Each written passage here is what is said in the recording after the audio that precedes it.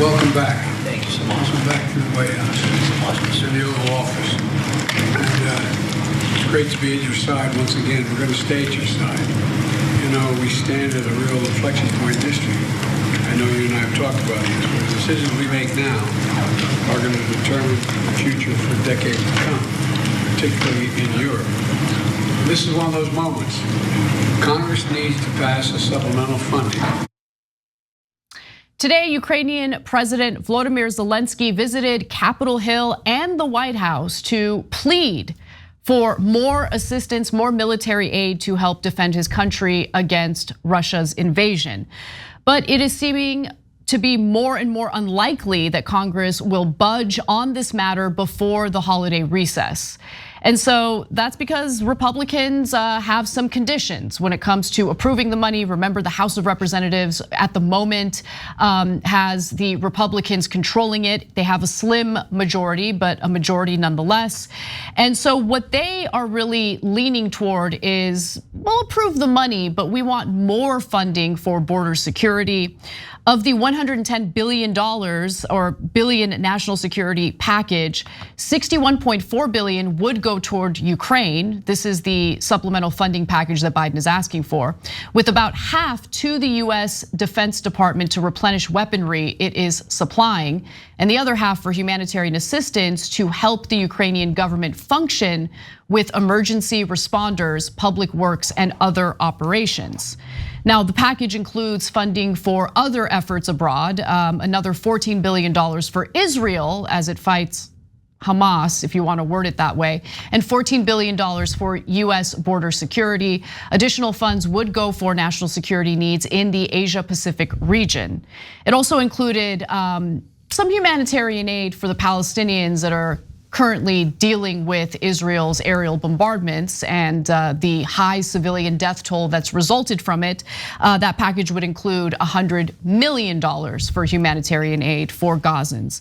Now, Republicans still want more money for the border, though, and that's why Lindsey Graham, who loves war and has no problem with funding wars abroad, has kind of spoken out. He says to Volodymyr Zelenskyy, here's the problem, it's got nothing to do with you.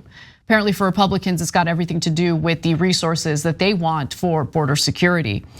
And he's not the only one who doesn't see a way out anytime soon. Senate Minority Leader Mitch McConnell suggested that it would be practically impossible for Congress to pass a national security supplemental aid package before January, because they're thinking about their holiday recess. They're not gonna, why are they even in Capitol Hill? Like, just go home.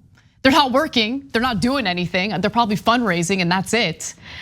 So they're not gonna be able to pass any bills. They're not gonna pass any funding, nothing until after the holiday recess. Okay, I'm gonna say something that might surprise you in this story, and I'm gonna bring George Santos into it too in a second. First, let me start with less important things. Biden reaching over looks like one of those presidential robots in Disneyland, right? And Zelensky, we got it, brother, with the military outfit. It's now starting to look like a costume. Like, okay, so this wasn't the world's best photo op. Okay, that's a tiny, tiny point. Now let me move on to the substance. I think I agree with the Republicans here. So number one, I'm glad they blocked the $14 billion to Israel. At this point, everyone concedes. The New York Times and now even Joe Biden saying they've got to stop the indiscriminate killings of civilians in Gaza. So why are we sending $14 billion to do indiscriminate killings of civilians? That's not, I don't want a single dollar going into that. And look at the absurdity of that package in particular. $100 million for humanitarian aid, but $14 billion to kill them. So let's kill a whole bunch of them and wound 4 times as many. And then we'll send a tiny percentage of that as humanitarian aid after we drop bombs on their heads and kill their babies and grandmothers, okay? Yeah. So it's sick, and I'm happy that the Republicans voted it down. Now the Ukrainian aid, well, that one's complicated, but I've been in favor of helping Ukraine defend itself against Russia this entire time. Now we've reached the point in the war where the two sides are dug in, and it doesn't look like they're making much progress in one direction or another. Russia, unfortunately, controls about 20% of Ukraine, and I don't know what to do about it. But we're now absolutely dug in, and the Ukrainians' counteroffensive basically looks like it didn't work, and Russia doesn't seem like they can take it much more territory. So are we going to fund this for the next 2 years, 20 years? How long are we going to fund this trench warfare? It's a good question. I don't have a conclusion on it, okay? And then the Republicans are saying, hey, instead of sending it there, or along with, by the way, the Republicans, don't get them wrong, they want to send it. They just want the border security first, okay? I don't want to send the part to Israel, and on Ukraine I'm mixed. But the part where they say, hey, we should spend it on border security, I'm going to disagree with them on what they mean by border security. But yes, border security is important, and at least that would help the American people instead of sending more money abroad for more wars or more deaths. Yeah. So overall, I'm glad they blocked it. Yeah, I largely agree with you. Especially in regard to how the border security money and resources would be spent. Because one of the biggest issues we have right now is the giant number of asylum seekers who need to be processed through the court system.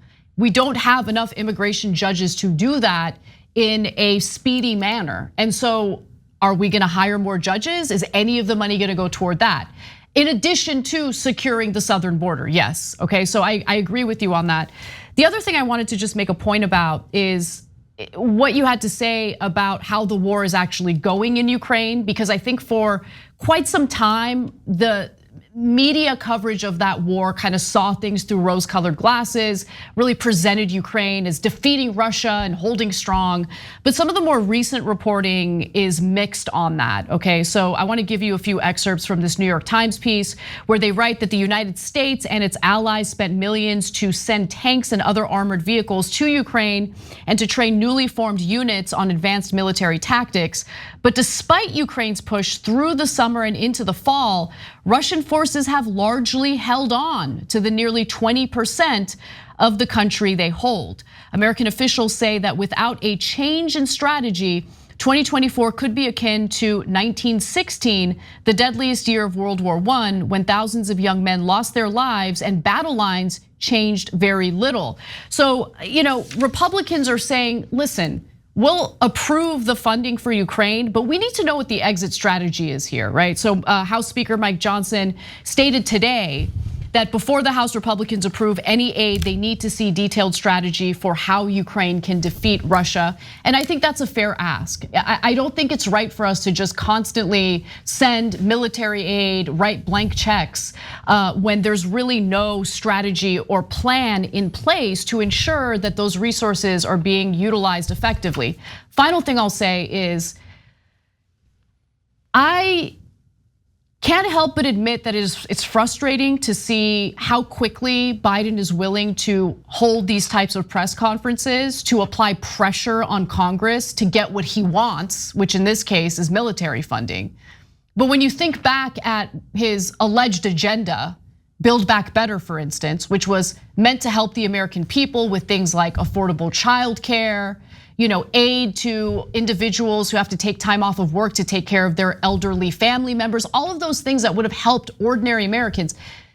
There was no press conference to apply pressure on members of Congress who were standing in the way of the passage of those bills or those provisions. And that, to me, is a symbol of what I think a lot of Americans are frustrated with Biden on, right? They feel that Biden likes to tout his economic policies, but they haven't felt the alleged benefits of those economic policies. At the same time, they see how he gets real active in applying pressure for military aid, but didn't show the same enthusiasm or apply the same pressure when it came to passing legislation that would have benefited the lives of ordinary Americans who are just barely getting by. So I had to mention that because the optics of that and the priorities of the Biden administration are very clear, and I don't think that they work to his favor. Okay, my last two things are, one, I want to read a comment from a member that's, I think, excellent. And by the way, you could be a member by going to tyt.com/join or hitting the join button below. We like doing the show with you guys. Ashura Azumi wrote in, what happened to the money the Pentagon was given already? Try find that before you get any more. I love that. No, I vote no on, in fact, you swung me, brother, on Ukraine. Sorry, Pentagon, go find the money. You can't pass any audits. You say you don't know where $400 billion is. Good news, if you find the $400 billion, you'll be easily able to fund that Ukrainian war. So until you pass an audit, no to everything. Okay, no, you can't steal $400 billion of our money. Go, I don't know where it is, and then ask for more money. So thank you to Assure for making a great point. And then the point I wanted to make on Santos is, why do you think the Republicans kicked him out? They sent him home because they don't have anything more to do. Their majority went down from 4 to now 2 when Santos left because there was one other person. They don't need it for anything because they're not trying to get anything done. So that's why they have these debates and blocks and all this stuff. Yeah, congressional hearings. Congressional hearings about nonsense. It's all theatrics. They're not proposing a single thing on either side that would help your life. And final detail to this story that I think is worth knowing about, Zelensky is not gonna go home empty-handed. Biden announced Tuesday that he approved an additional $200 million military aid package for Ukraine. So that would be in addition to the supplemental funding that he's asking for. But hey, he found money for paid family leave and higher wages. No. Oh, I mean, that would help the American people. Oh, can't be bothered with that.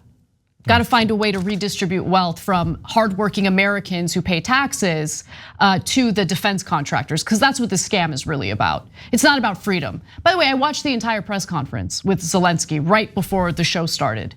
You want to know what Biden was touting the entirety of the time, like entirety of the press conference? Freedom, freedom, we got to do this for freedom. And by the way, I do believe that it's important to protect the sovereignty and freedom of countries like Ukraine. What about the freedom of Palestinians who are currently being bombed on in the Gaza Strip? Does their freedom matter? I just can't stomach listening to Biden talk about freedom, considering what is currently going down in the Gaza Strip right now, in the West Bank right now, period. Hey, thanks for watching that video. We really appreciate it, guys. And we appreciate it if you become members, because that allows us to be independent, honest, progressive, all the things that you don't get from corporate media. And all of that is because of you guys. Hit the join button below and become one of us, become a Young Turk.